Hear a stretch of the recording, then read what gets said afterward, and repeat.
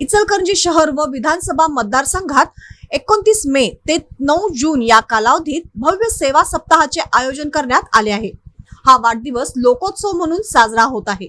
तसेच 50हून अधिक सामाजिक, शैक्षणिक, आरोग्य विषयक व जनकल्याणकारी उपक्रमांच्या माध्यमातून नागरिकांपर्यंत सेवा पोहोचविण्याचा या उपक्रमाचा उद्देश असल्याची माहिती साई प्रसाद ग्रुपचे संस्थापक माजी उपनगराध्यक्ष सुनील महाजन यांनी दिली।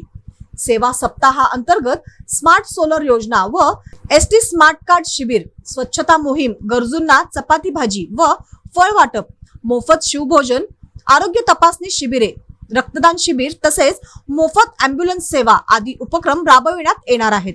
याशिवाय विविध शासकीय योजनांबाबत मार्गदर्शन व मंजुरी पत्रांचे वाटपही करण्यात येणार आहे। पर्यावरण संवर्धनासाठी वृक्षारोपण मोहिमेसह महापालिका शाळांमधील व गरजू विद्यार्थ्यांना सुमारे 25,000 वह्या व पुस्तकांचे वाटप करण्यात येणार आहे।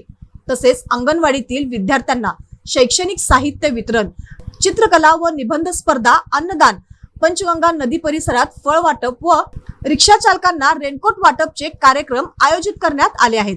सेवा सप्ताहातील विशेष आकर्षण म्हणून शंभूतीर्थ येथे छत्रपती संभाजी महाराज सामूहिक ध्येय मंत्र कार्यक्रम, शिवतीर्थ येथे दीपोत्सव तसेच 3 जून रोजी पंचगंगा नदी घाटावर भव्य महाआरती व महायज्ञाचे आयोजन करण्यात आले आहे। विद्यार्थ्यांमध्ये वाचन संस्कृती रुजविण्यासाठी 500 मुलांना गोष्टीच्या पुस्तकांचे वाटप करण्यात येत आहे। या सर्व कार्यक्रमांमध्ये नागरिकांनी मोठ्या संख्येने सहभागी होऊन समाजोपयोगी उपक्रमांना सहकार्य करावे असे आवाहन करण्यात आले आहे।